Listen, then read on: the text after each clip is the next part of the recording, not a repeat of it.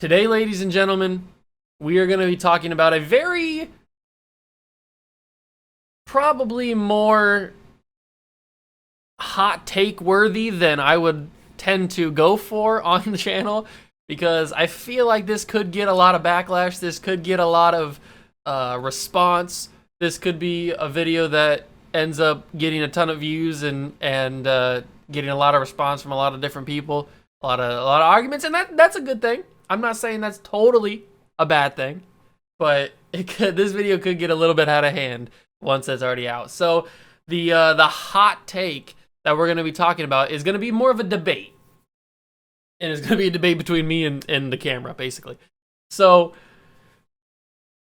I saw this question posed on Twitter. It was from Pro Football Focus, the same people that talked about that stupid college football list, head coach list, that we discussed earlier and that I raged at. So the same people, it's not the same exact person, but the same group of people posed this question on Twitter.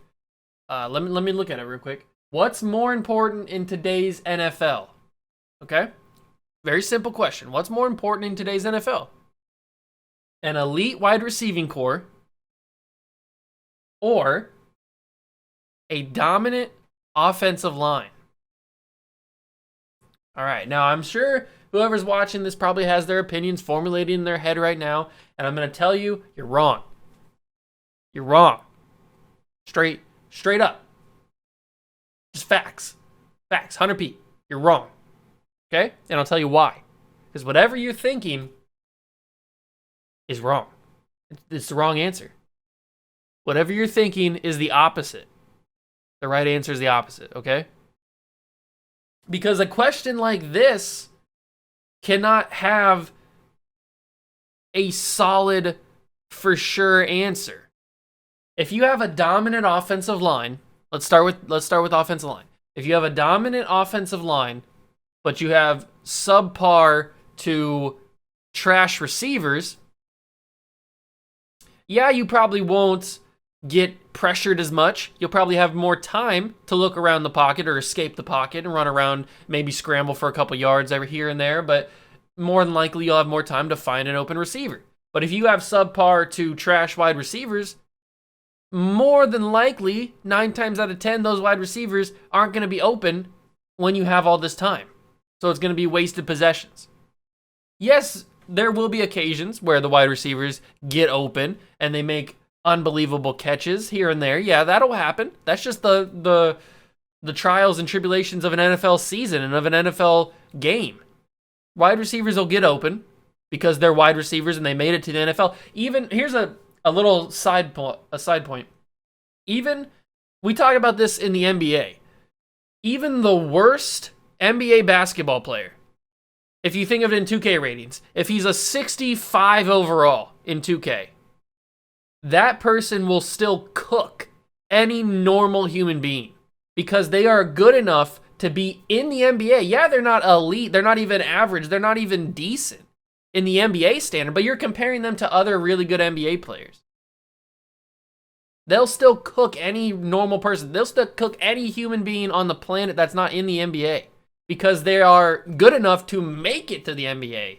So transitioning that to the NFL, yeah, these wide receivers may not be really good. They may not be DeAndre Hopkins or Stephon Diggs, but they still were good enough to make an NFL roster. And yeah, the corners are probably going to be pretty solid for the other team. But there's going to be situations where those subpar to trash wide receivers find an open lane and get in there and catch a ball. It may not happen all the time. It may not be the most consistent thing in the world because they're not that great, but they'll still be able to every once in a while find an open lane, an open spot on the field and be able to catch a ball. Because at the end of the day, catching a ball is what they do, and if they find a little bit of space, they could be able to do it as long as you have a good wide receiver. So we talked about having a dominant defensive line. Now we go to having an elite wide receiver core. So if you have an elite wide receiver core, let's say you have the three best wide receivers in the league. 1, 2, and 3. And I'm not going to name names because the 3 best is all subject to change because it's opinion. So you have the 3 top wide, whoever your top 3 wide receivers are, you have those on your team. And then you have 3 other phenomenal wide receivers, phenomenal slot receivers, deep threat, possession guys that are just like the greatest role fillers of all time. They're the greatest wide receiving core of all time. But you have a trash offensive line. You have a bunch of, like, in Madden terms, you have a bunch of 70 overall guys, 60 plus overall guys on your offensive line, a bunch of bronze. You're not going to be able to have time to throw to those elite wide receivers most of the time because in many cases in the NFL, the opposing defense and their opposing defensive line, even if they're not the greatest defensive line of all time, they're still going to be good enough to get through a trash offensive line and get pressure on the quarterback. 9 times out of 10, they're going to be able to do that. And if you're getting rushed 9 times out of 10 on a play, every single play, you're not going to be able to have time to think. You're not going to be able to have time to throw an accurate pass to a trash or to an elite wide receiver. So this question, I understand the reason why they do it. I understand the reason why they send out these questions, they tweet out these questions, and they get the community starting to buzz, they get the community starting to talk, they go for clicks, they do all that kind of stuff. I understand it, but this kind of question, at least in my opinion, treads on dangerous territory because a question like this can bring out some very, very strong opinions from people that you may not want to interact with because they could have a really, really strong opinion and they might not understand your side of things.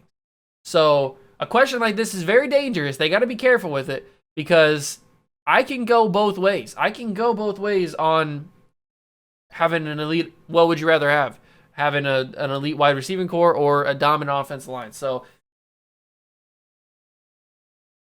I would tend to say having a dominant offensive line is more important in today's NFL because of the fact that the defenses are so much better in today's NFL. They're so much more athletic. They're so much stronger, so much quicker, so much smarter, so much more well-conditioned in today's NFL that if you have a subpar offensive line, a trash offensive line, those defensive linemen are going to absolutely dominate. They're going to eat. They're going to feast on you all day because you have a bad offensive line. Just look at the who am I thinking? The Kansas City Chiefs in the Super Bowl. They had a subpar offensive line. Yes, because of injuries, but they still had a subpar offensive line. And look what the Tampa Bay Buccaneers did. They absolutely went to town on the Kansas City Chiefs. And the Kansas City Chiefs have a semi-elite wide receiving core.